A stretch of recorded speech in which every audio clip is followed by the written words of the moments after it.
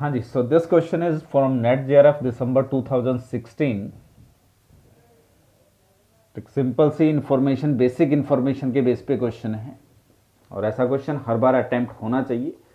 S से एक number दिया हुआ है जो ओपन इंटरवल 0-1 के बीच में है और डायरेक्ट स्टेटमेंट पूछ रहा है कि कौन सी स्टेटमेंट ट्रू होगी। पहला स्टेटमेंट कह रहा है कि for every m belongs to natural number there exist n belongs to natural number such that s जो है वो greater than m by n हो जाए। ठीक है, तो आपके पास कोई भी m नंबर है और उसके रिस्पेक्ट में एक n बना रहा है, तो अगर मैं एक an बना ले which is m by n, ठीक है, n टेंस टू इन्फिनिटी पे इस सीक्वेंस को कहां ले जा सकता हूं, 0 पे ले जा सकता हूं। an बना रहा हूं, m फिक्स है, कोई भी m पिक कर रहा हूं उसके रिस्पेक्ट में एक सीक्वेंस बना रहा हूं, तो हर n के लिए m बाई n एक सीक्वेंस बना रहा हूं। ये सीक्वेंस कहां जा रहा है, 0 पे, और जो s है वो ग्रेटर देन 0 है। ठीक है, तो आर्किमिडियन प्रॉपर्टी से देयर मस्ट एग्जिस्ट, ये वैल्यू ग्रेटर देन 0 और ये सीक्वेंस कहां जा रहा है, 0 पे टेंड कर रहा है, तो there must exist k belongs to natural number such that an is greater than s, sorry less than s हो जाएगा, क्योंकि इसको मैं 0 पे टेंड करवा रहा हूं। क्लियर है, और an का मतलब क्या है, m बाई n, तो फर्स्ट इनक्वलिटी डन। ठीक है, second option, for every m belongs to natural number there exist n belongs to natural number such that s is less than m by n, ये कह रहे हैं।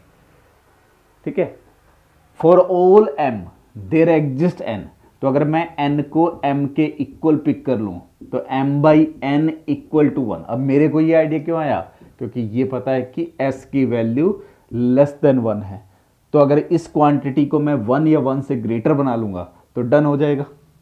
तो मैंने n equal to M ले लिया, तो n बाई एम 1 हो जाएगा, तो ये क्वांटिटी क्या होगी, n बाई एम। तो फॉर एवरी m मैं एक n फाइंड कर सकता हूं n equal to m such that this hold, तो B option also true. Clear, C option वो कह रहा है कि for every m belongs to natural number there exist n belongs to natural number such that s equal to m by n। अब s जो है वो कहां से बिलोंग कर रहा है, 0-1 से बिलोंग कर रहा है, कोई भी रैंडम रियल नंबर है। m जो है नेचुरल नंबर है, n जो नेचुरल नंबर है, तो m बाई n जो होगा वो हमेशा रैशनल नंबर होगा। तो अगर मैं s को इरेशनल नंबर ले लूं, for example s equal to 1/√2, तो कोई भी m और n नहीं मिलेगा such that s equal to m by n, तो डेफिनेटली ये फॉल्स। क्लियर, डी स्टेटमेंट वो कह रहा है कि for all m belongs to natural number there exist n belongs to natural number such that s equal to m plus n।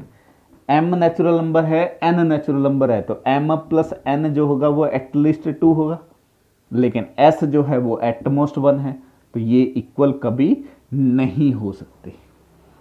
तो किसी भी m के लिए कोई भी n एग्जिस्ट नहीं करेगा such that this equality hold, तो डी फॉल्स।